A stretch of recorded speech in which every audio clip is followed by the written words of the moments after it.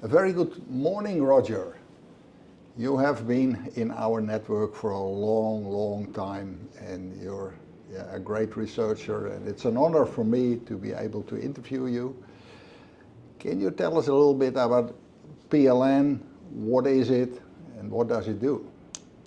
Good morning, Peter. It's a real privilege for me to be part of this network. As a background, I'm a heart failure cardiologist working here at Mass General Brigham in Boston.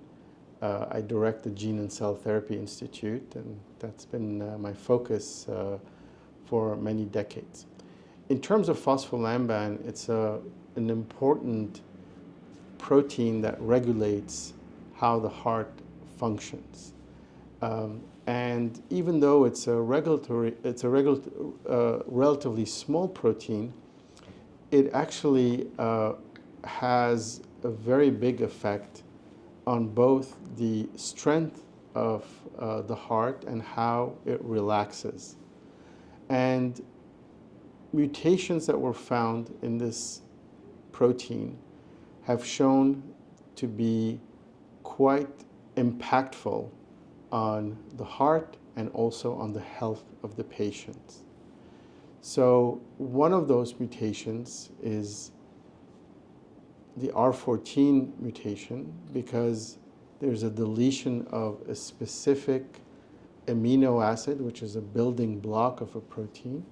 So just think about one missing block in a wall, and there is significant abnormal function of that protein, which leads to the disease itself. Well, thank you for the explanation, Roger. But if you carry that mutation, what symptoms might occur? So once you have that mutation, thankfully they manifest themselves in one copy. As we know, there are always two copies of a specific gene, and for the R14 mutation, it usually is in only one copy, so there's another copy that's normal. However, that one copy itself can manifest, or the disease in that one copy can manifest in two ways. One is with rhythm problems, meaning the heart can start beating at abnormally fast rates in a very incoherent way, if you want to put it that way, and that can make the heart go very fast, and patients will feel it, of course, and it can even lead to a lethal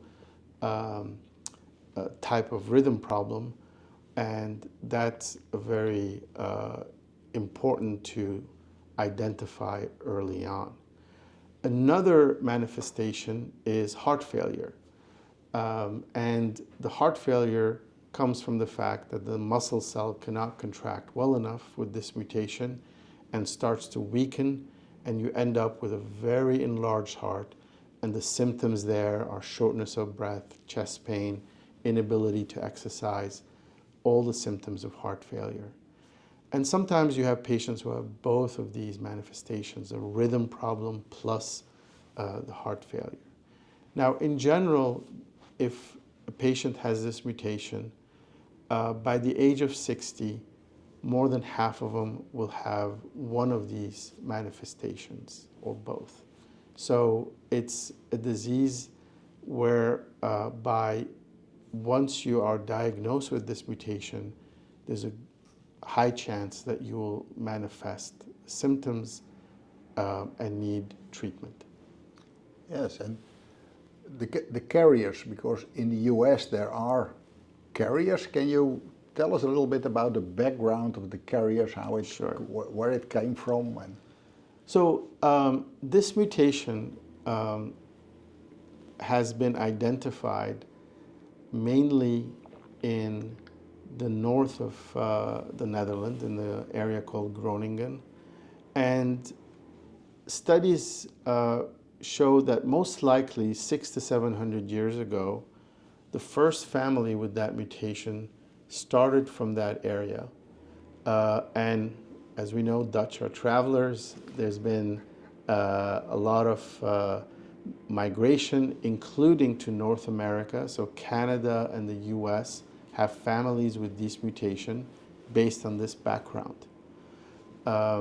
It's also important to note that this mutation has occurred spontaneously, for example, in Greece, where there's also a family there, but less migration from that area.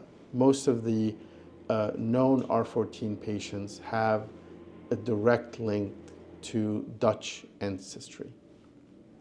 Yeah, Roger, besides that you're a cardiologist, you have been in the research for many, many years, and you're already more than a decade also interested in this mutation. Can you tell us a little bit about the research which is ongoing to this mutation and the disease?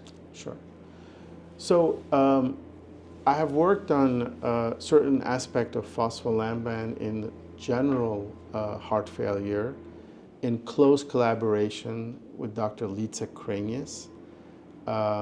Litsa has been pioneering all the work in phospholamban, including discovering this mutation, the R14 mutation, more than a decade ago. So after that discovery, we became interested in how this mutation causes damage to the cardiac cell and how to correct it, obviously. And the first method of correcting, at least in the lab, was to make these cells from patients and then using techniques that we had for corrections. Those are known as scissors, molecular scissors that cut the mutation and replace it with a normal building block, as we mentioned. And by doing so, we were surprised to see that we can actually correct the cell function. So that opened up a whole avenue of improving cell function by targeting the molecular mutation. And by doing so, we were able to sort of establish a network of investigators who are interested in how we can modulate around this mutation, directly on the mutation, and to be able to correct the general function of the cardiac cell. So as the tools that we have grown, so now we can really target a specific mutation in any cell, any gene with these tools. We are very confident that we are on our way to correcting the mutations in these patients and then improving their hearts and their overall health. So I am 100% confident that a cure is on its way, and with every passing day, novel therapies, novel tools are coming on board, and they're going to be used to treat this very specific disease. Well, Roger, that's a great way, because it really brings light into the tunnel of all these patients, because at the moment there's no real cure which is directly for this disease. So thank you very much for bringing hope to all of us. Yeah, it's Peter, it's been a privilege being associated with the Phospholamban Foundation, and specifically having had the pleasure and the privilege to meet some of these patients firsthand in the Netherlands. It gives me great satisfaction to know that there is a cure on the way, and it's going to come faster than we ever thought that we can get to it. And to all the patients out there, there's hope, and please make sure that you get the care that you need right now, because at the end of the tunnel, there is going to be a transformative cure for this disease. Can you give us any guess on timelines, Roger? What timeline are we looking at? So I'm in general very optimistic, and I like to drive the timeline. I think timelines are not just sort of static numbers that we put.